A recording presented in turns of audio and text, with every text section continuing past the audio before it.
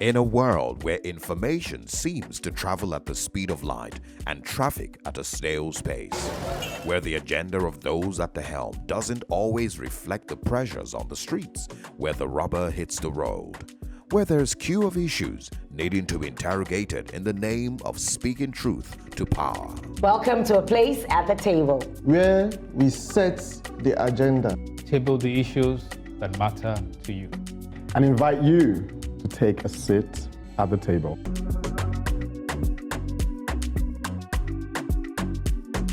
Nigeria's dependence on oil. I would say it's both blessing and a curse. It's a blessing. Well, dependence on oil is not supposed to be a good thing. It can be a blessing, and which is why a lot of us, our eyes are on the oil, because we believe potentially it can be a blessing. For being it's a blessing is that it's from Nigeria, the crude oil. It's a natural gift from God. It's just that we have the wrong people leading us right now. And nobody should depend on one source of income, especially one that you do not control. Nigeria does not control oil prices. So it has automatically turned to a curse. And it was a blessing because at that point, we needed the oil, the money from the oil especially. Thus far, the evidence hasn't supported that.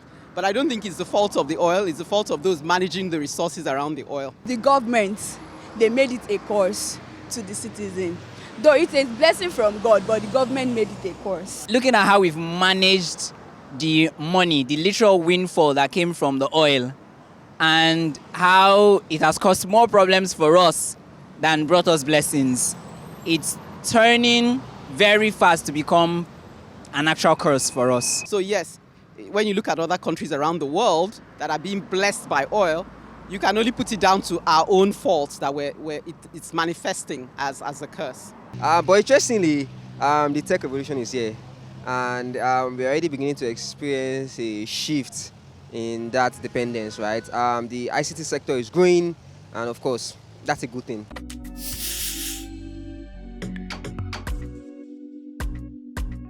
Subsidy is gone, or is it? Welcome to a place at the table, and to the special edition themed Oil on the Mind. I'll be addressing the issues of trust and, yes, of subsidy removal, amongst other matters. Any thoughts, Ronke? Is subsidy gone?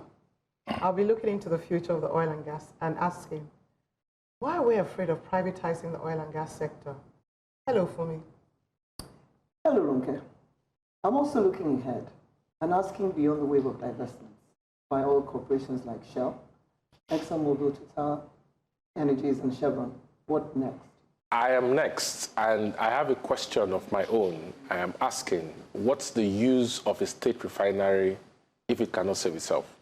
All right, I've observed the trend of asking questions. So why break the trend of posing questions? Here's a question for you. Why is it difficult for Nigerians to develop a working refinery? We open with questions, but hopefully go on to supply some answers. I'll set things in motion.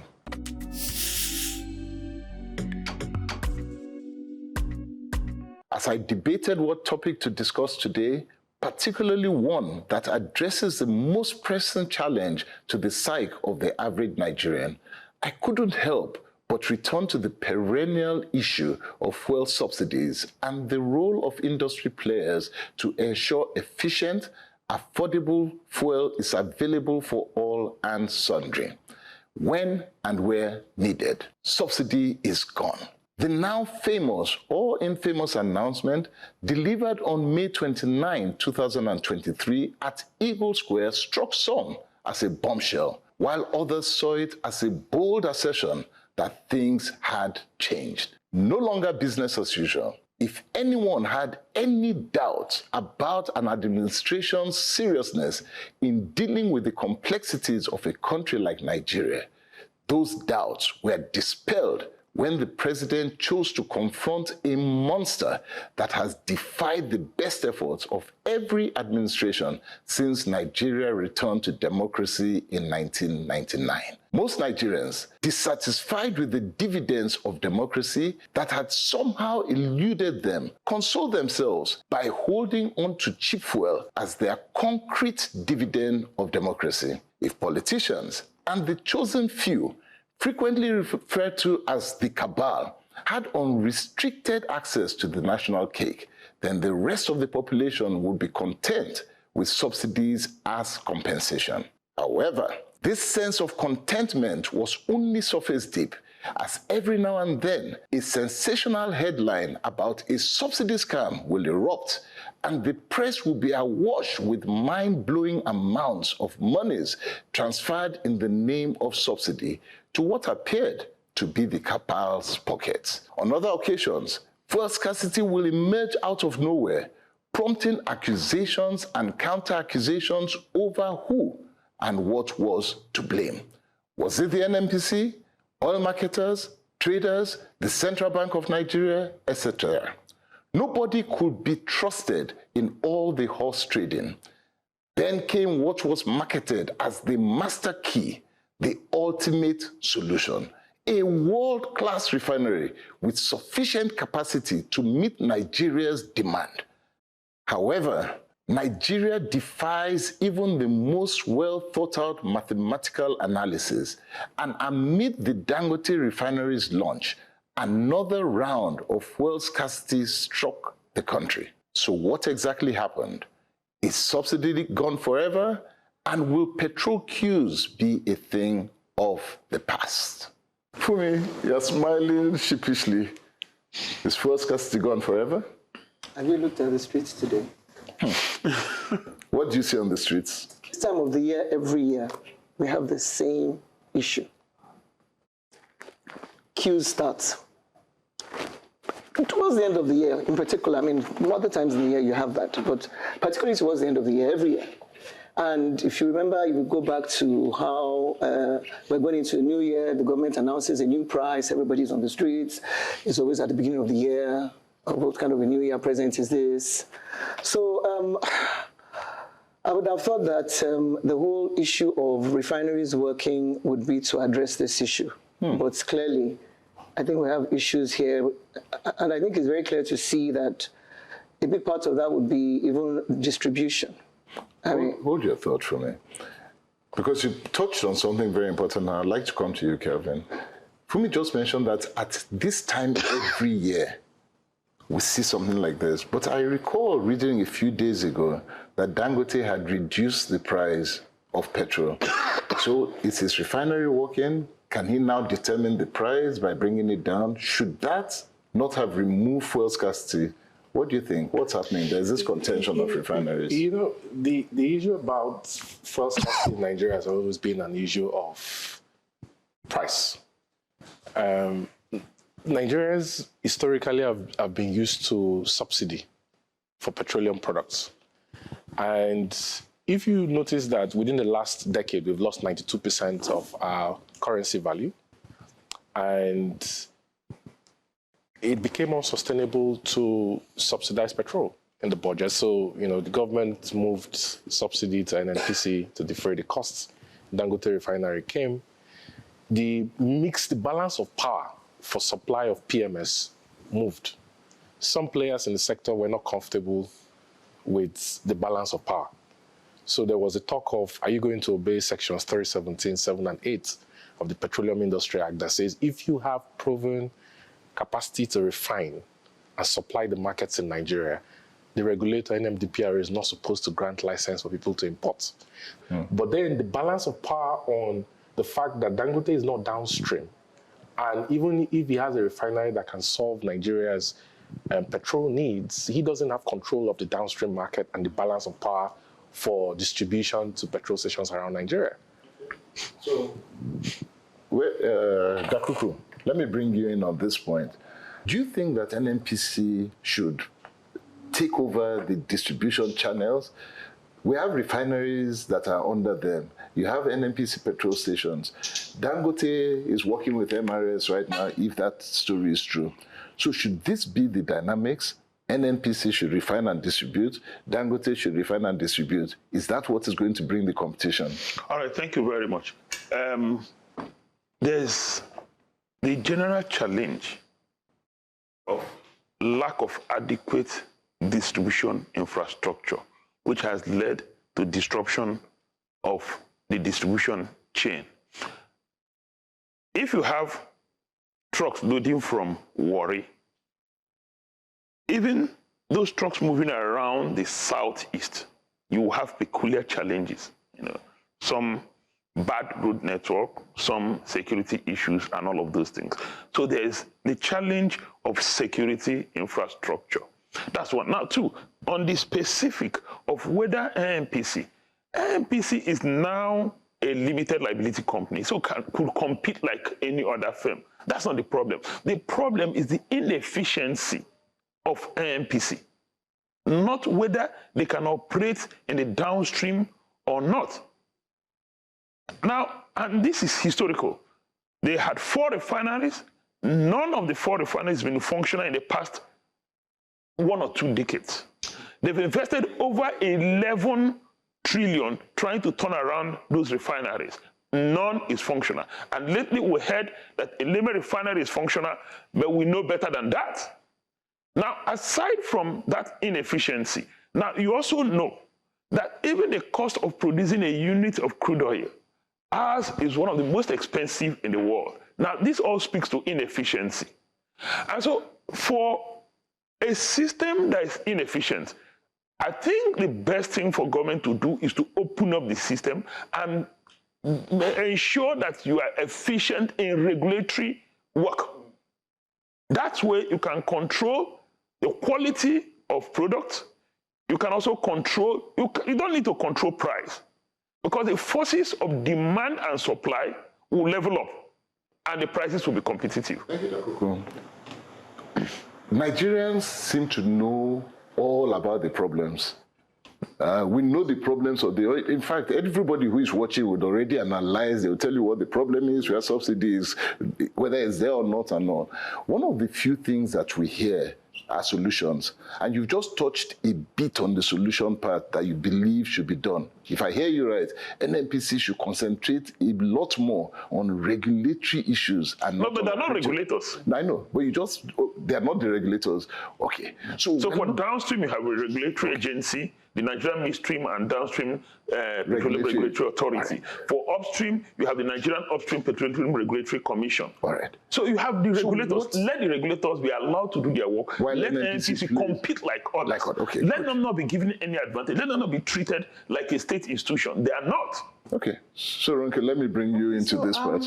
I'm going to go from a different perspective, and which is more analytical. First and foremost, I don't think we've actually engaged properly to understand the value chain of the industry. One part of it is having refining capacity, which Dangote has solved for us since our refineries have been moribund. The other part of it is there's a seasonal demand and supply cycle that we've refused to take into cognizance. This is the time of the year where people are moving around 2 or 3 times more than any other time in the year. Why are we not prepared? As Fumi said, Christmas comes and it's all of a sudden, people have jerry cans on the side of the road trying to sell. There are 3 things happening at the moment. We have an influx of people from all over the world coming for Dirty December, especially in Lagos. So every household that has 3 teenagers probably has 3 different cars going in 3 different directions. Then you have people traveling out of the country, out of Lagos, out of the urban areas, to their hometowns, to their villages. And the demand for food and gifts and things, so there's a logistics industry that is making a pull in making sure that the markets are supplied. So why don't we put all of those things? Everybody's thinking from, refining, that's a separate thing. It's all joined. We're working in silos. Logistics. The airport needs to be telling us how many people come in every December so that we are prepared to supply what they're going to use to move around. Industries, manufacturers need to let us know how much more they do at the end of the year so that we beef up the wetness of the different storage areas to prepare for it. So I don't think there's anything sinister going on. We're just not prepared because we don't use our data effectively. So that's one thing. The other thing is that the distribution channels that we have in Nigeria, you have the same laid-back people at the pumps who are talking to their colleagues while they're trying to collect money. So instead of a system where you plan for a vehicle not to spend more than 2 minutes at the pump or 3 minutes at the pump, if everybody spends an additional 2-3 minutes, you can imagine that even if the filling station had enough gas to supply to the cars, there will be a buildup on the road. And once 3 or 4 cars are parked on the road waiting, everybody panics because we've lived in this system of fuel scarcity. Everybody turns around and quickly joins the queue. And that revolves around, and then there's word around that, oh, there's no fuel, there's scarcity. So it's a lot of things that have nothing to do with the efficiency of the industry. I have an issue, and the issue I have is historically companies that have brought in products that doesn't meet up with the sulfur level specified in the Petroleum Industry Act. The ECOWAS Convention said 50 ppm. The allowable limit the regulator set was 200 ppm until 31st of this month, 2024. And you bring in unleaded ppm more than 200 ppm, but you quote premium unleaded 10 ppm price to the government. I have a problem with that. I have a problem with the balance of power for the people who control the downstream sector and how the transitioning to an efficient market-based demand and supply pricing framework is going to affect the profit margins they've historically made for years. So let me bring something in. In the last couple of months, NNPC used to be the sole importer of products. Once Dangote came up in the last couple of months, nobody has been importing at all. So I think there's an address on what you have just brought up. But what troubles me, which I want to put on the table now, is that everything that we have discussed, right, seems to affect the middle class and upper class, those who have cars and all of that. And whether they can afford what the petrol price is doing now is another issue. But the masses are feeling the brunt of all of this. And as far as they are concerned, this subsidy is gone issue is a problem for them. How should they be addressed? Should subsidy be introduced so that they can survive? Because that's all they care about. They cannot afford this price. It affects their transport, affects their food, affects everything. What should the Nigerian government be doing as a solution to the people regarding subsidy? Well, you know, there was the plan by the Bureau of Public Enterprises on regional storage depot companies, RUSDC. And you see NNPC has a full subsidiary in charge of their pipelines for aggregation, for transmission, for distribution. So you don't have pipeline evacuation, PMS evacuation infrastructure in Nigeria that is working. It's not available. How do you get trucks from gantries in Ibeju Lekki to Kano, or to Gasu, or to Port Harcourt, or to Warri? So there's an efficiency issue. There's a major problem there. So infrastructure. NNPC is holding on to infrastructure that it cannot manage, is moribund. When you can concession and share pipeline, so that's a solution. Fee, that's one of your solutions. Because the alternative to that is, if you look at the costs of logistics, hauling products from a refinery, which in my calculation, you look at all the costs that goes into it, it comes to about 100 naira or 120 naira per litre. You have to introduce a petroleum equalization fund, because then PMS price cannot be the same in Lagos or in Abuja or in Gas. I fail to buy just waiting for the price of tomatoes and pepper in Kano is not the same thing in Lagos, and nobody pays an equalization fund. So if you want to drive a car in Kano and you have to pay a little bit more because you're not at the source, that should be your headache. Fumi doesn't like the question for me is, how then can you say that refinery is a solution to Nigeria's problems? It's not positioned in a place to solve the problems of Nigeria. Because by the time you move by truck, like you said, from there to Kano, the cost to the man in Kano... Somebody has to pay their price. The efficiency of moving it by road, by this, by that. How then can anybody tell me that that is the solution? Because it doesn't take into account that when it was positioned where it was positioned, even if it has the capacity in terms of barrels that it does, it cannot evacuate what it produces efficiently. Kevin's position is that you have to position it, you have to put a refinery somewhere, but there must be some efficient way of distributing the product, which you don't have. That should have been thought of when you were positioning it there. PEF is not the solution. I agree with you. What do you think? All right. The entire subsidy is gone issue. I have a problem with it. Is it gone? I'll come to that. In making policies globally, the best practice is to think through it. And as you think through it, you will try to look at the possible challenges and the mitigation measures. I don't know if that was done. At the time Mr. President announced that subsidy was gone, NPC was still the sole importer of petroleum products. There was nothing to show that we had the refining capacity in country. There was nothing to show that we had the logistics issues sorted out. There was nothing to show that we are set to address the multiplier effect of increased cost of transportation, increased cost of airfare generally, and the consequential effect on the price of products and the impact on the citizenry. There's nothing to show that all of that was put in place or that mitigation measures were put in place. None. Now, having announced that subsidy is gone, we all began to observe the multiplier effect. Inflation rose and went up to 34%.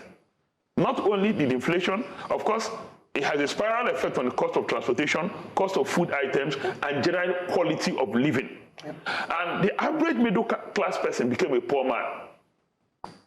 And those who used to be very wealthy lost reasonable value of their wealth, coupled with the fact that our currency lost its value. Now, what am I saying? I think that there was a fundamental mistake of not thinking through and planning through this. Now, having gotten to this point, what are the possible mitigation measures? We can't go back. No, we can't go back. That's the truth.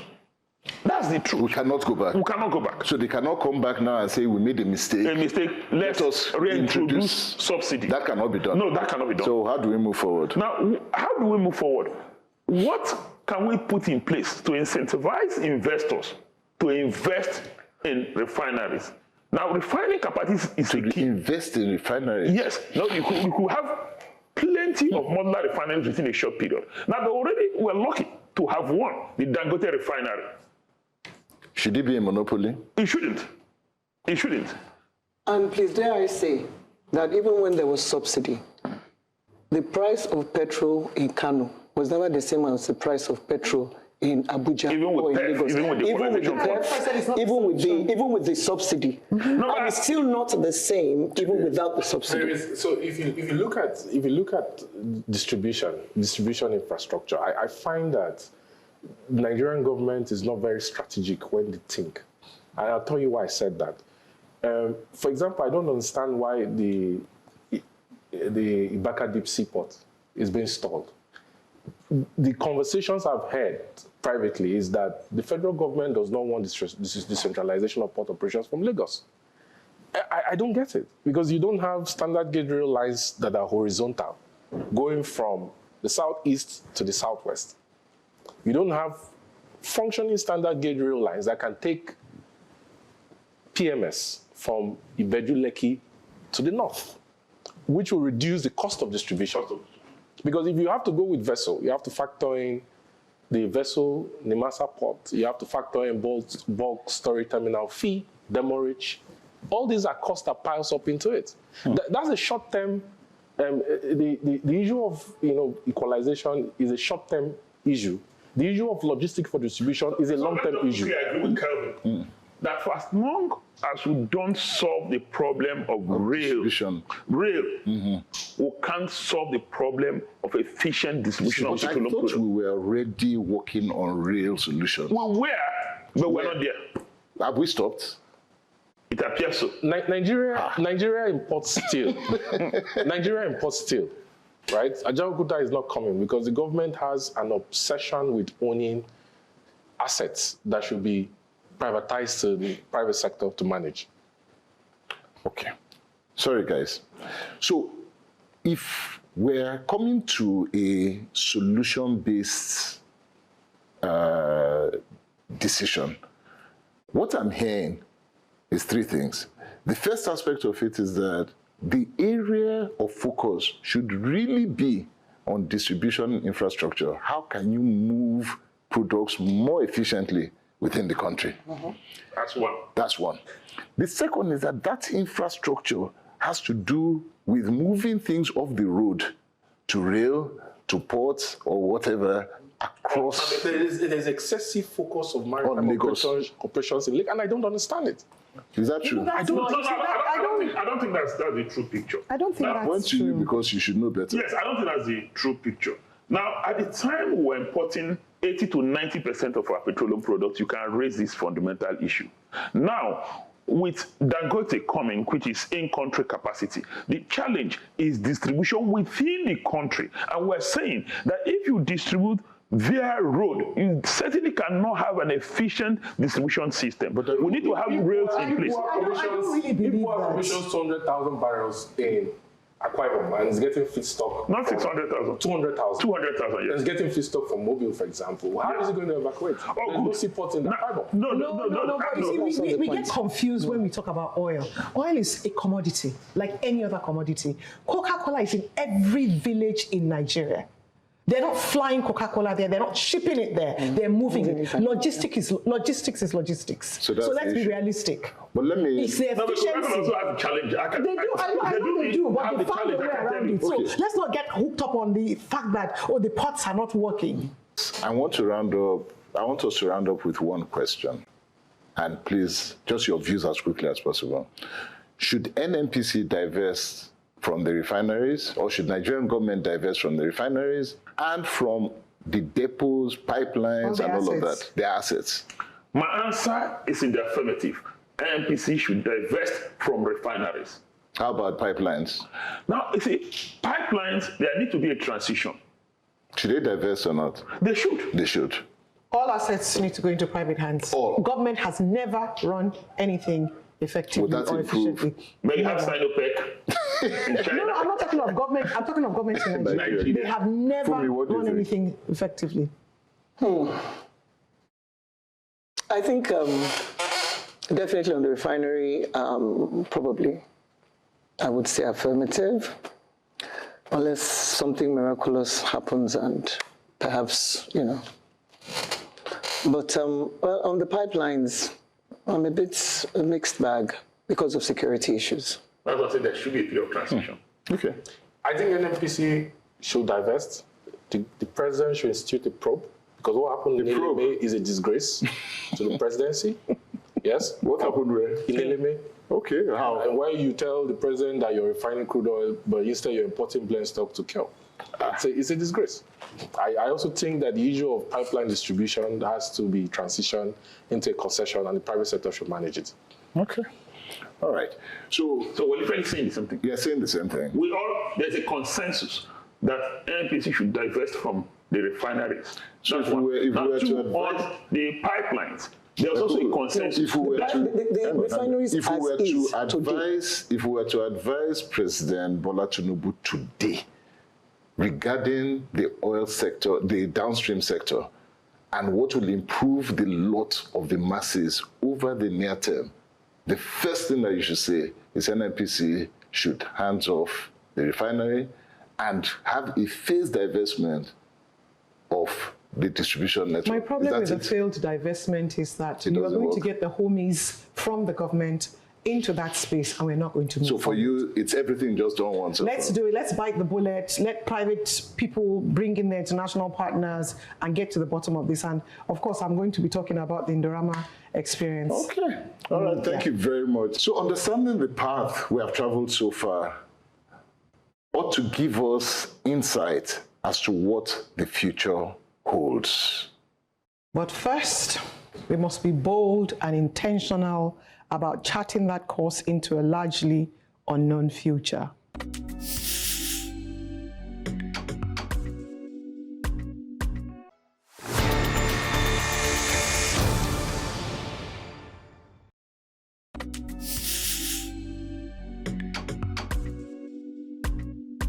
Today, I want to delve into a topic that has significant implications on the future of Nigeria's economy: the privatization of the oil and gas sector. We'll explore 3 case studies: the success story of the Eleme Petrochemical Plant under Indorama, the failed Dangote Otedola Blue Star purchase, and the ambitious Dangote refinery project. Let's look at the Eleme Petrochemical Plant. Once a near moribund state-owned enterprise, it was transformed into a thriving business after its privatization in 2006.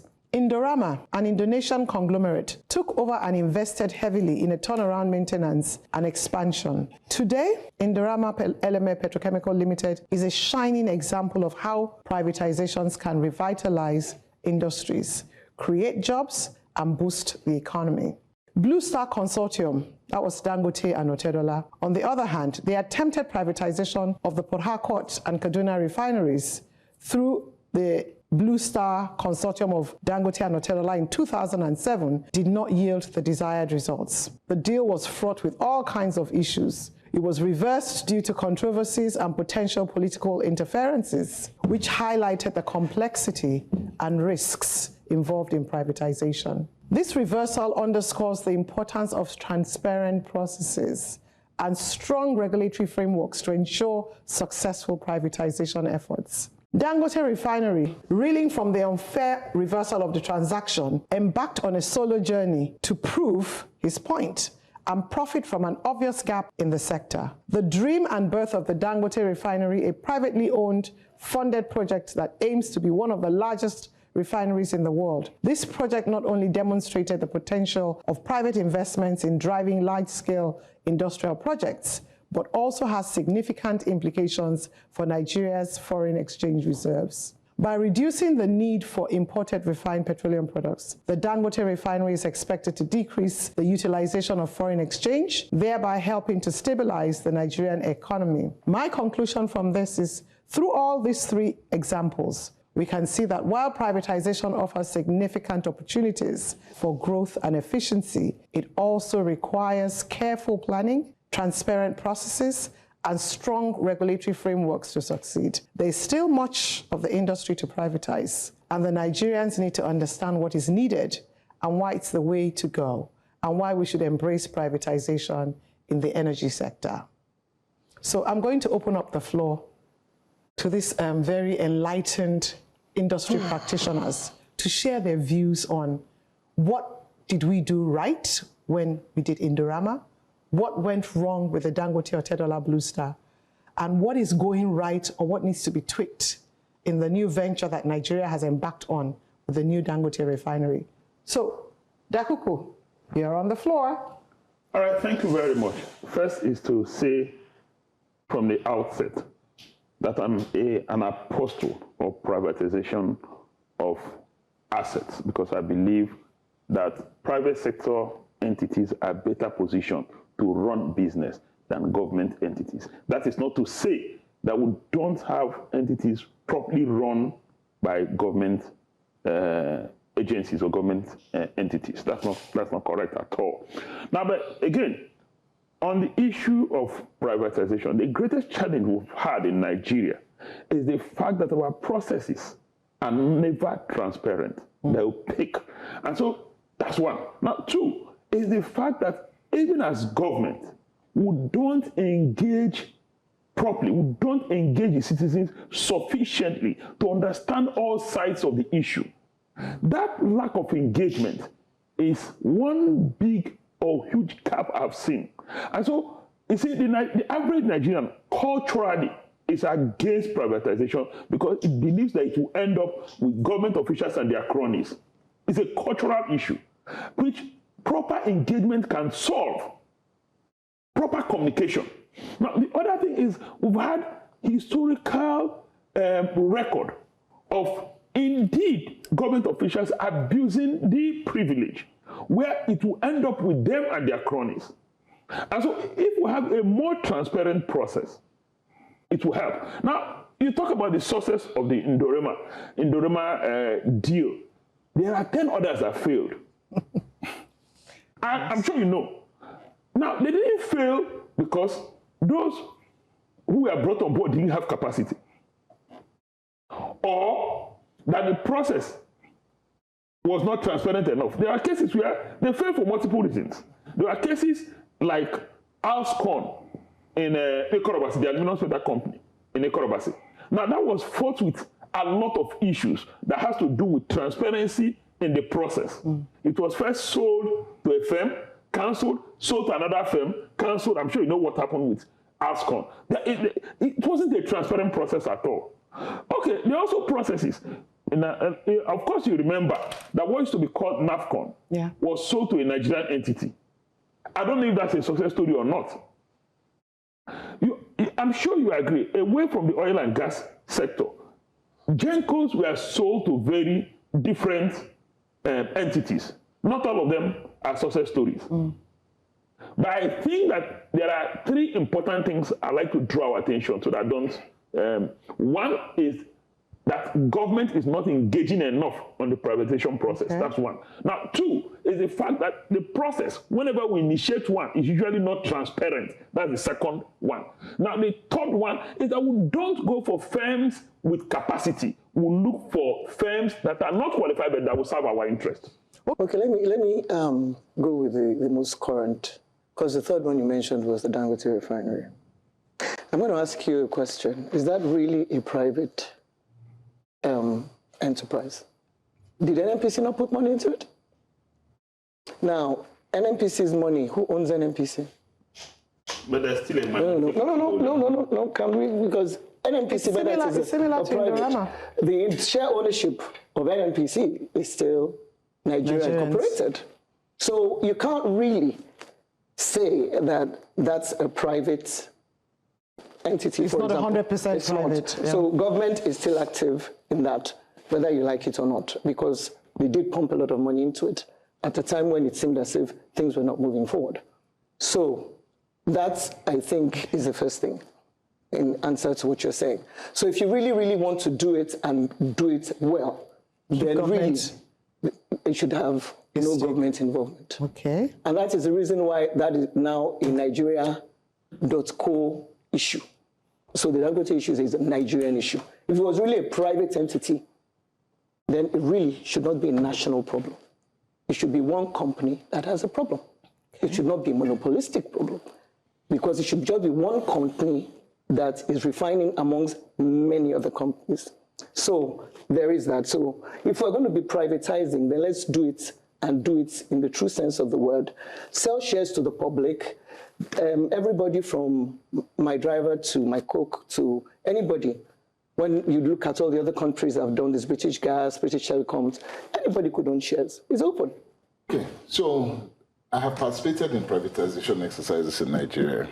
I have seen the ones that have worked and the ones that have failed woefully. So I agree with my brother Dakuku that privatization is the way to go. But the way you privatize is so important. I mentioned one which I was a part of, and this I will talk about. He mentioned the power. We're talking about the energy sector, and power we can claim is part of energy anyway. When Otedola Peterside handled the process for the privatization of the energy sector, power, Genco and distribution, transmission was part of that arrangement. It was one of the cleanest, best run exercise I have ever witnessed in my life. He did it to the core. Aliko is a friend of Otedola. They are friends. Aliko bidded for a Genco. I can't remember which one, but this is record. He came late for that submission. Probably about 20 minutes late, Otedola refused to accept his bid. They are good friends. He refused, said no, this process must go cleanly. So there was a very transparent transfer of that whole thing. We were part of it. We won it based purely on a very transparent set of rules. Now, this is where the problem starts. And this is what we have to be very careful about regulation.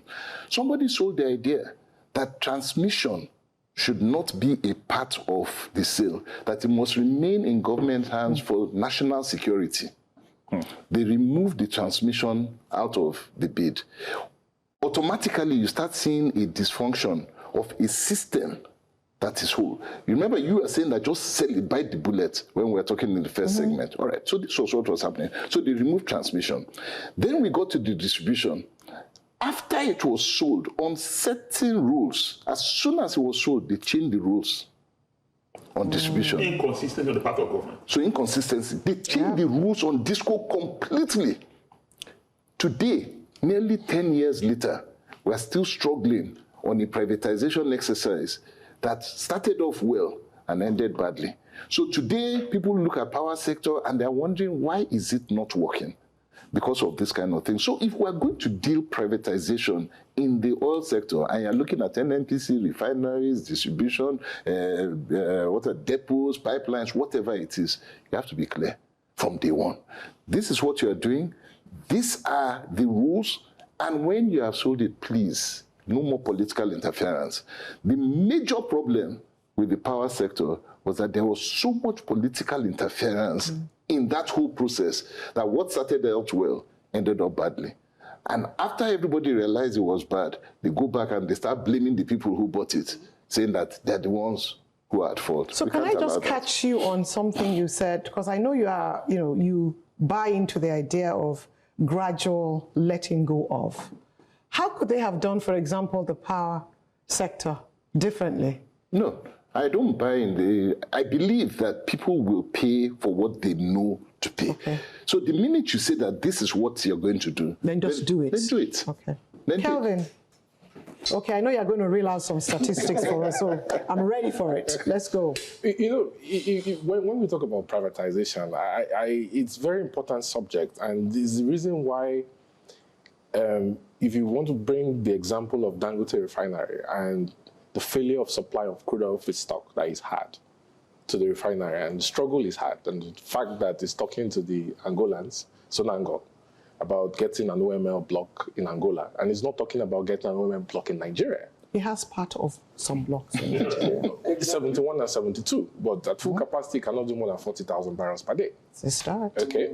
His strategy is not to invest upstream in Nigeria. I don't think that's a strategy. The fact that he's talking about getting crude oil in Libya, he's talking in America, he's getting crude oil from the US, it's a failure of a basic problem with NNPC.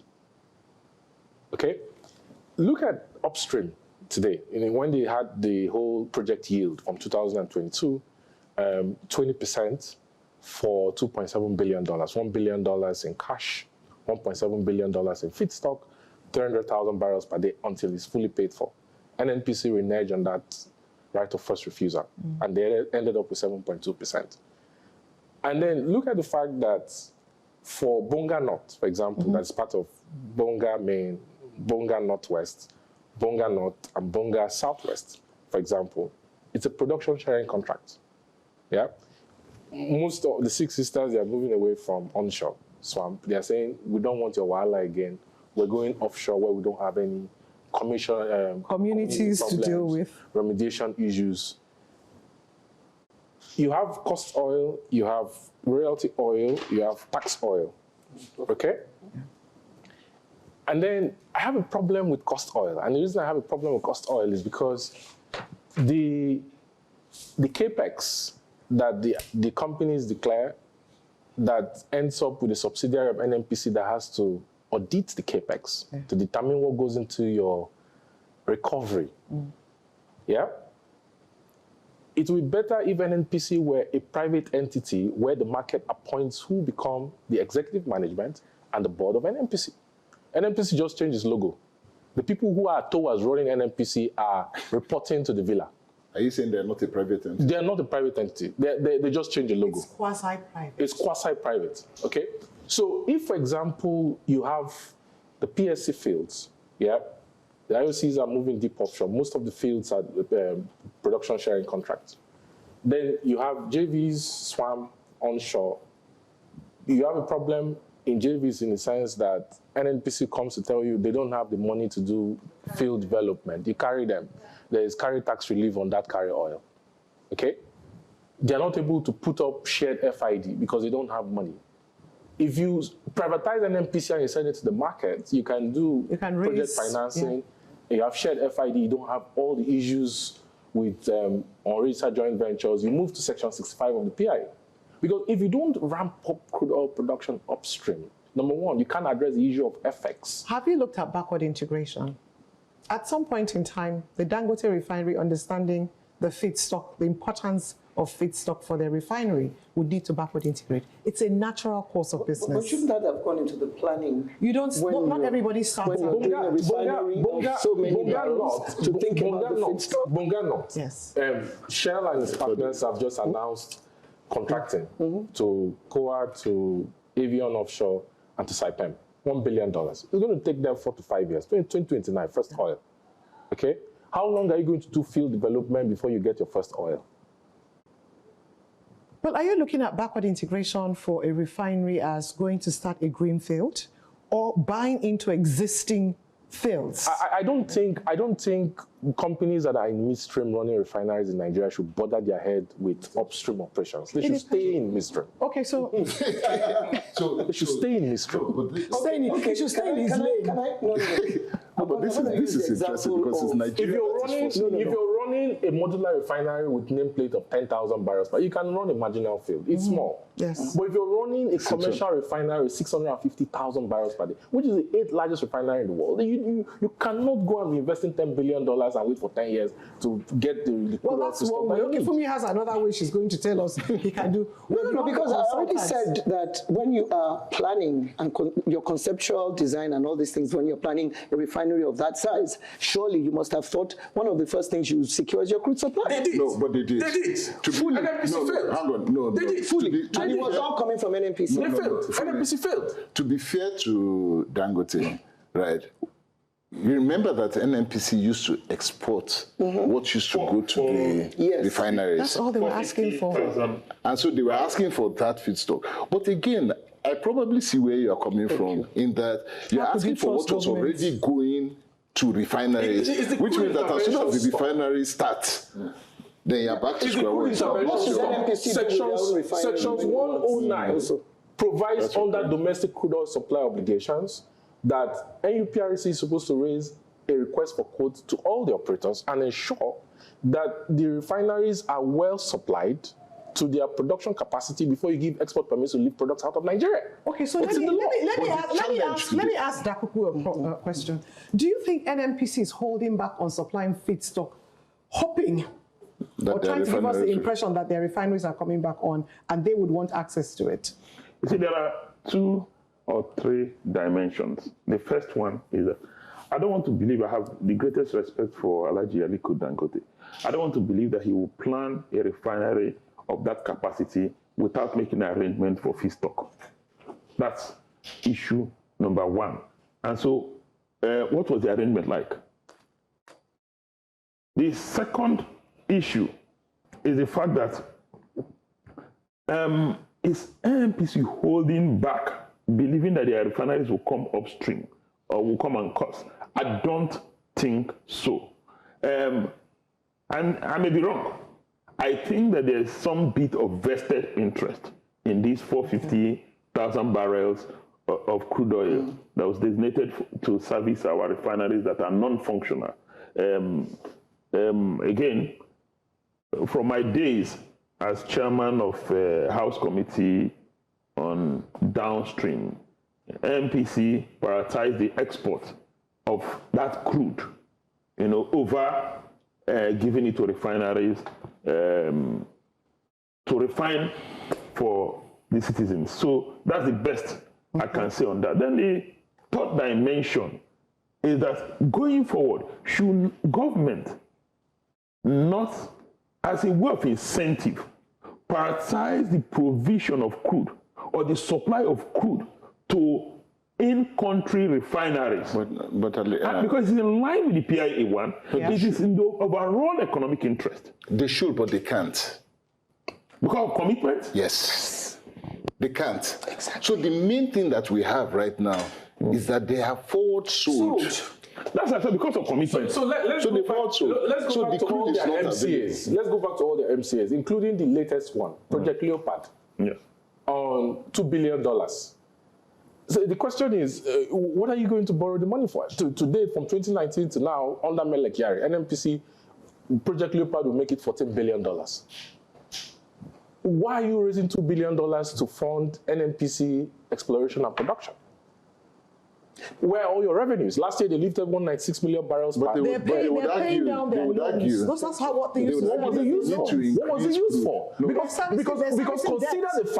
consider the fact that NNPC got a contract award letter in 2019. In 2020, they raised $1 billion from Afrexim. Yeah. For Port Harcourt refinery, there is a blending plant. Eleme is a blending plant. Eleme is not refining crude oil into PMS. They've never been a refining hub. Is there a case for what did you use the money? Smaller refineries. What did you use the forward sale agreement you did, selling Nigeria's crude oil to raise money for turnaround maintenance, when you cannot account for how you spend the money? With a new contract variation cost of $450 million. Who is asking the questions? Hey, the president, is he in an echo chamber? What are they telling him at the villa? Because they told him that they are refining crude oil into PMS. And the question is, how are you refining crude oil into PMS when you don't have a catalytic reformer? So the issue, at the end of the day, is that you don't have enough, you have forward sold your crude. You don't have the crude to meet all the local domestic demand. Domestic refining demand. Because for those who export crude on behalf of NNPC, the volume has gone down tremendously. They had to roll over last year's contract because nobody had done their quota. So exactly, tremendously. So there is a dynamics that has to be looked at. And the question here is that, will privatization correct that dynamics? That is a fundamental question, which I don't believe you have answered. Please, let me also state here, because there is a lot of force majeure. NLNG was on force majeure for God knows how long. Okay, so we're going to start wrapping up this. The ability Everybody to produce. has two parting statements to make on this issue of privatization. Two parting statements. Kelvin. If you privatize an NPC, the towers will stop interfering. There will be a Chinese wall between, the State House and towers. Okay. If you send NNPC to the markets, the new investors will fire the current management of NNPC, which is a failure, and the board that are not up to the task, and bring people who will do business process engineering for NNPC. They paid 583 billion naira for Lumens last year. For what production? What did they do? Okay, for me, your two.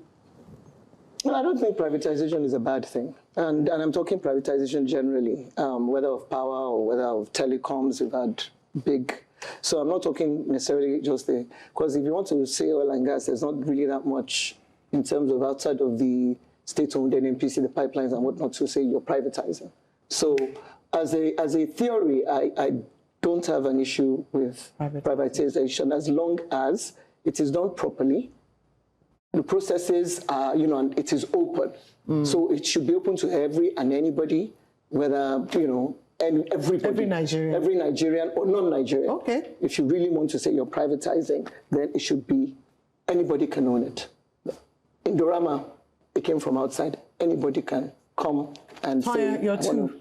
I think we're ripe for a radical change within the Nigerian oil and gas sector. And that radical change has to then be bringing private sector more into the avenue that NNPC has for a long time held. I really believe that at this point, refineries have to be privatized. I believe that the transportation network of pipelines, which have not worked for years, now has to be privatized. Regardless of security, when you privatize, then the private entities have a way of dealing with security issues along their pipelines. They know how to deal with it. Allow them to deal with it. So that's my own. Let them privatize. Okay, your two. Well, I've made my position clear from point one, that I believe in privatization, but let me also warn, a word of caution. It is not the silver bullet that will solve all our problems. Privatization has been done successfully in Romania, in Chile, in Mexico, even in Russia, of their national downstream assets. And so we have success stories. However, one thing that is common among these success stories is transparency. No interference. That's one. And it was done in such a way that trust was established. And so I support the privatization of our downstream assets, starting with the refineries. But let it be transparently done, and let's bring on board those who are serious, those that have the capacity. It will do us a lot of good, and it will help solve a lot of problems. Okay.